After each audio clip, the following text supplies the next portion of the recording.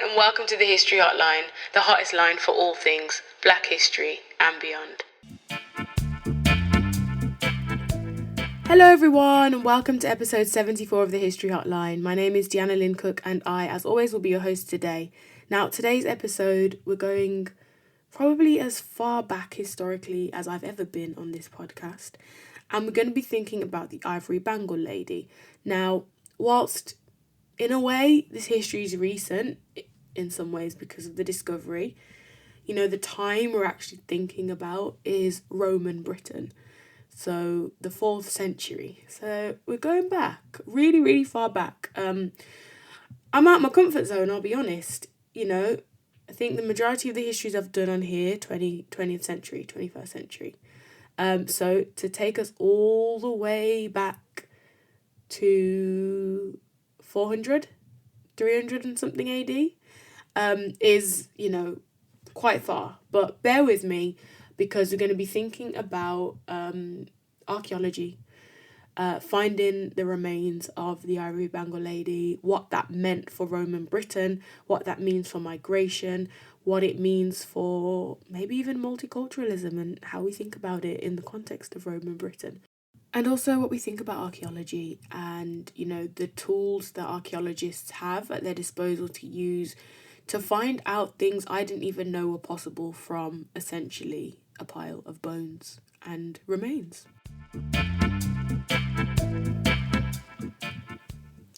The first written record of African people in Britain dates all the way back to the 3rd century AD, and they would have come via movements of people within the Roman Empire, which, due to its expansive span, do things like military, trade, and of course civilian migrations that were both voluntary and forced.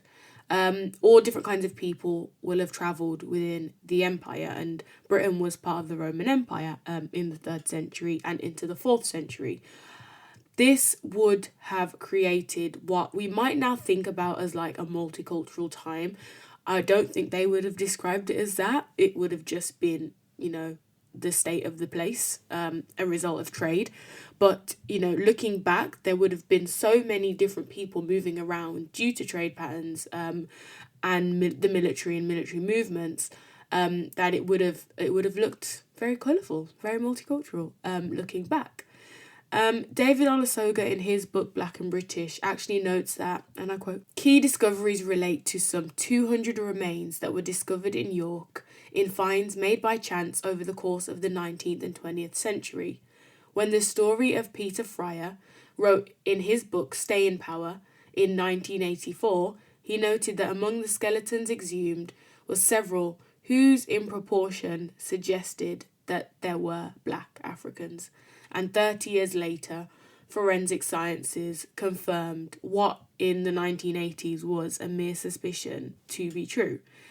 And so David Olusoga is kind of honing in on the point that, it was assumed that there would have been African people in Britain at a very early, point.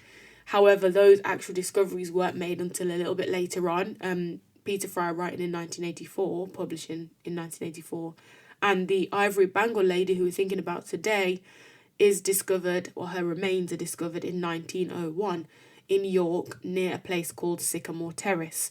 And her skeleton was found, and it was found of a woman, which they obviously figured out later because there were bones, not actual, a person. And, she was named, dubbed, labelled as the Ivory Bangle Lady. And these remains were believed to date back all the way to the second half of the 4th century. Now, as I said, during the 4th century, Britain is under Roman rule. They also lose Britain in this century too. And by the year, I think 410, give or take, Britain was completely out of Roman control. But, if you have something like empire that colonizes or, takes over a country, the culture, the remains, the beliefs, the traditions pretty much hold unless, there's a very strong new leader or a new empire that takes over. And with Britain and in the case of the Roman Empire, there wasn't really anything substantially strong that came immediately after. So, cultural traditions would have carried on in Britain under kind of a Roman backdrop, shall we say. And the remains of the Ivory Bangle Lady were found within a stone coffin with jet and elephant ivory bracelets, hence her name, earrings, pendants, beads, a blue glass jug, and a glass mirror. She's also found, interestingly, with a rectangular mount of bone, which may have come from a wooden casket or something similar that was unrecorded. And the bone, like the mount of bone, had writing on it, kind of an inscription, that kind of thing, which in Latin read "Soro Ave Vivas in Deo," which I probably butchered because I've never done Latin before. But in English that means "Hail sister, may you live in God," which in some ways indicates Christian beliefs, because that is literally a reference to the Lord. And that may have been honoured in her burial process, in her death, by the people that buried her, that were responsible. However, this is something that's disputed by the other items in her grave, because they tend to lean towards a different belief system, a pagan belief system. Also, the alignment of her grave, which was in a north-south arrangement, as opposed to an east-west arrangement, suggests she was a pagan. And so those elements of Christianity, that mount of bone that read, "Hail sister, may you live in God," that suggests that they might have come from connections she had within the Christian community, as opposed to her own faith and her own kind of belief system. And maybe they thought she needed an inscription that referenced God in her burial process, in her casket. Everything was quite, I think, intentional in the layout of her casket, and the way her body was lying, and the way her possessions were around her as well. So, it suggests that her burial wasn't one of low status. She wasn't someone of low status, because her burial seems to be very, not well thought out, but actually put together in a ceremonial, intentional way. One of the most interesting things about her story is, I think anyway, the archaeological processes, science, scanning, testing, checking, used to figure out the things about her, like the fact that she's believed to be of North African descent, not only due to her kind of remains, her bones, but also due to the object she was buried with. It's believed she would have been of high status within Roman York. She wouldn't have been an enslaved person, yet the narrative we're often told is that African people in Britain would have been enslaved. And this is clearly not the case. As early as the 4th century in York, she would have been a high status woman, buried with high value items, as well as, the understanding that archaeological digs and archaeologists got from her bones, which we'll get into. Research shows that she would have been around 18 to 23, which obviously sounds very young in today's time, but maybe in the year 400, that would have been a reasonable time to pass. She would have been approximately 152 to 160 centimetres, and this was figured out through a regression analysis of her limb bone length. And I'm really sorry, well, I'm not sorry, but just bear with some of these technical scientific terms that are coming out of my mouth.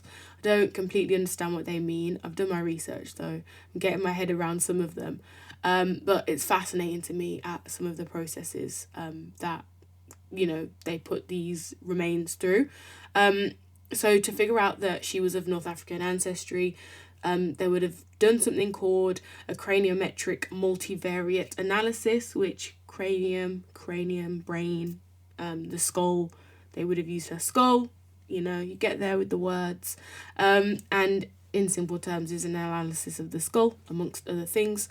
And David Olusoga, he really does get into these processes in his book, Black and British, which I was going through this week. And he notes that the innovation that's transforming our understanding of the presence of African people in Roman Britain is the process of radioisotope analysis, so another scientific technique for you, that uses oxygen and strontium isotopes to detect chemical signatures in bones and teeth. This allows the archaeologists to determine where individuals originated and where they spent their childhood years.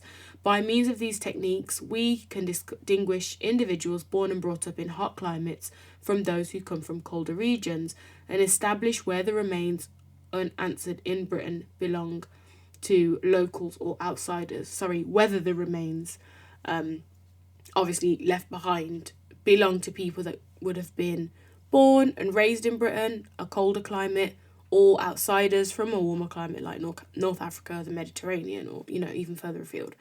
And this obviously helps people with interest in the past. It helps historians to understand things like migration, mobility, even within ancient populations as far back as the Romans. And these skeletons, these remains left behind of these people, tell us such intricate stories of the past in a way that modern history can't. And I really love modern history. You'll know that. This is the earliest podcast that has ever existed, and I am already preparing next week's episode, which takes us straight back to 1960 and even later, because I can't bear to be outside of the 20th century for very long. But it is fascinating all the same, and part of the reason to share that with you today. There are so many other processes as well that allow archaeologists to figure out, things about the person or the remains of the person. And one of the really interesting things I found was that you can actually use the teeth, teeth remains, to actually go as far as finding out the diet of the person. And, in a time like that, once you find out the diet of a person and the types of foods they would have eaten, you can put them in a social class. You can even put them in a culture in some cases. And it was the Ivory Bangle Lady. Her teeth were in very good condition. And it, was figured out that she would have enjoyed a healthy diet. She would not have lived life in a lowly status or enslaved. She would have been a high status woman. Due to things like, obviously we've mentioned the item she's buried with, but also her teeth. Who would know that you could do that? They can go as far as saying her diet would have been rich in fish and vegetables because of the chemicals on the remnants of the teeth. Now, I am not a scientifically minded person, but that for me is just phenomenal.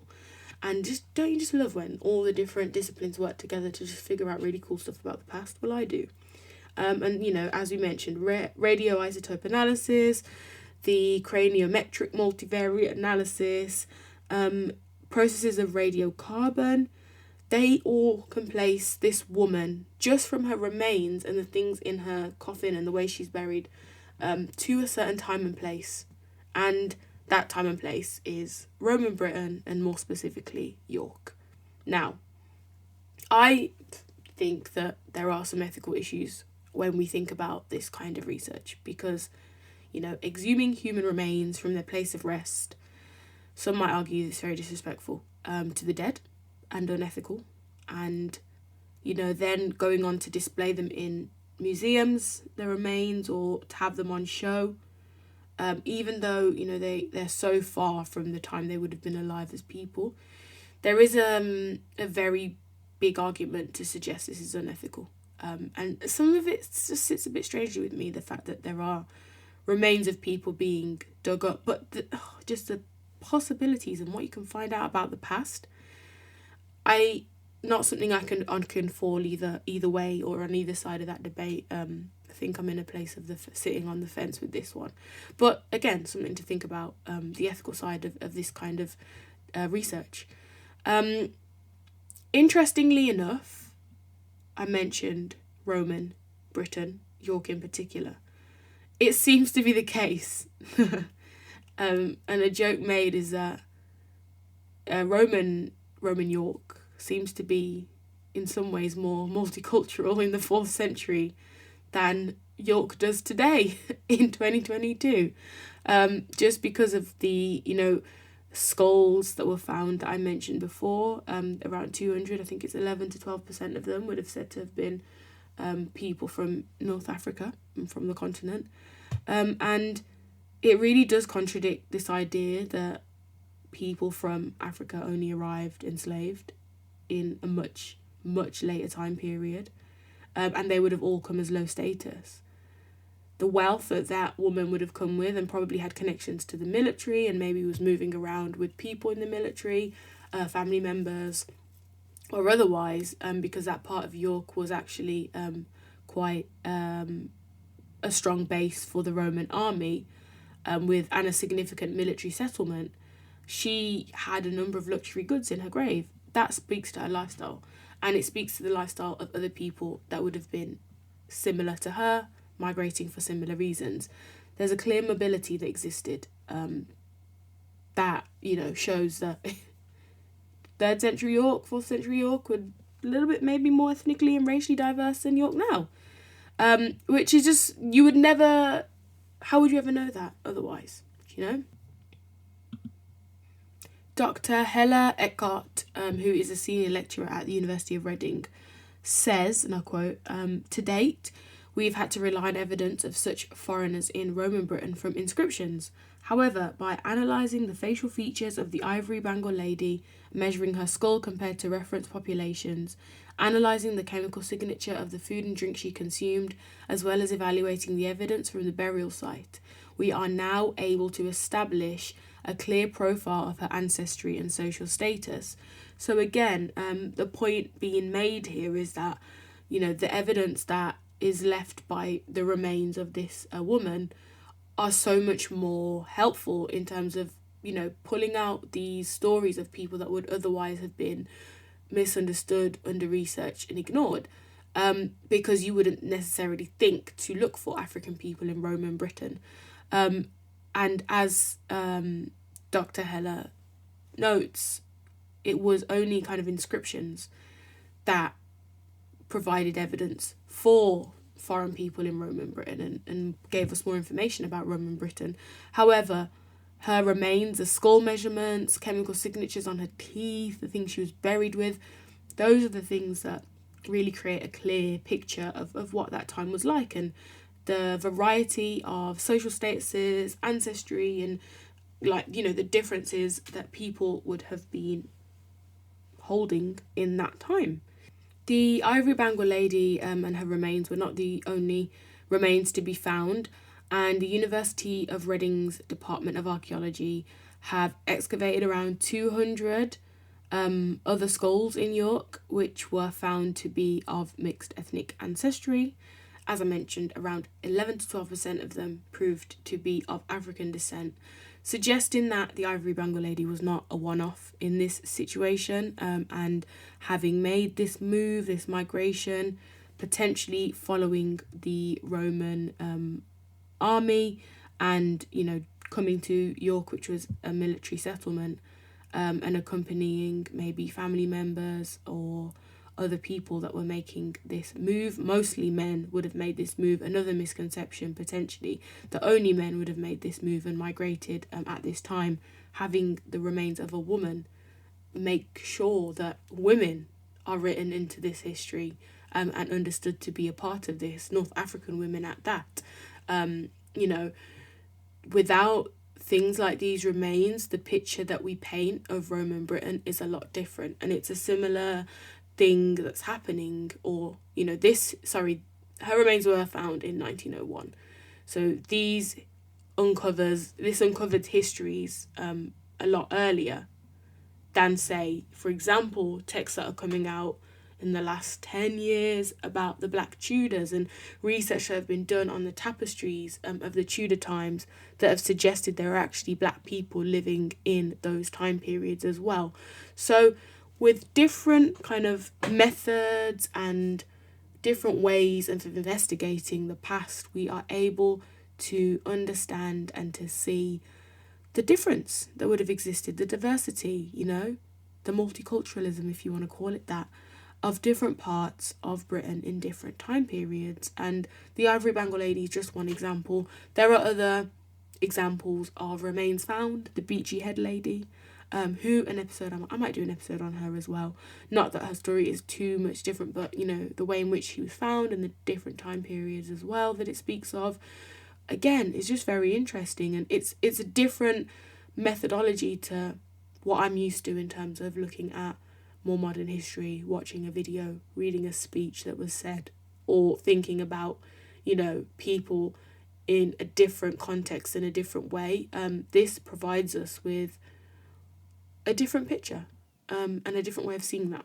And that is pretty much all there is to share about the Ivory Bangle Lady. I will say that one limitation of looking at history so far gone is, what is accessible to you, and what you can and cannot know about that time period, because it was so long ago, and the methods of collecting data and holding information are very different. However, I am really interested to see what people think about maybe the ethics of exhuming bodies and archaeological digs, because sometimes I see historians, archaeologists digging in Egypt, and going into these tombs where people would have been mummified and buried, and I don't know, sometimes it feels like it's too far. Maybe because I'm living in that time now, whereas, the fact that it happened in 1901 with the Ivory Bangle Lady, and now we reap the rewards of that history. Maybe I'm looking at it with a different lens, but I'd be interested to know what you think. So, on the Instagram, Twitter, do leave a comment about your thoughts, if you have any at all. I think I'm still sitting on the fence with it, because I love the history, but I don't know. Imagine, I'm thinking about me now in, let's say, however many years, 1,000 years, 1,500 years. If someone dug up my bones and was like, oh, yeah, we found this girl. She would have been of Caribbean descent. She's had a nice diet of chicken wings. I don't know. Well, I don't know what they'll be able to know at that point. They probably can tell you what I did every single day, the way that science and technology develops. But yeah, how would you feel to know you might be exhumed in 1,500 years? A very weird thought. And I think that tells me it's probably time to stop talking and let you go on about your day, because I'm thinking about very random things. But I want to thank you for listening, and hope you enjoyed a somewhat different episode. It's always good to mix things up. Let me know what you think about it, and have a wonderful week. Thank you so much for listening. Goodbye. Thank you for listening to the History Hotline. If you've enjoyed this episode, please tell a friend to tell a friend. To continue the conversation about Black history, head over to our social media platforms at the History Hotline on Instagram and at the History HL on Twitter.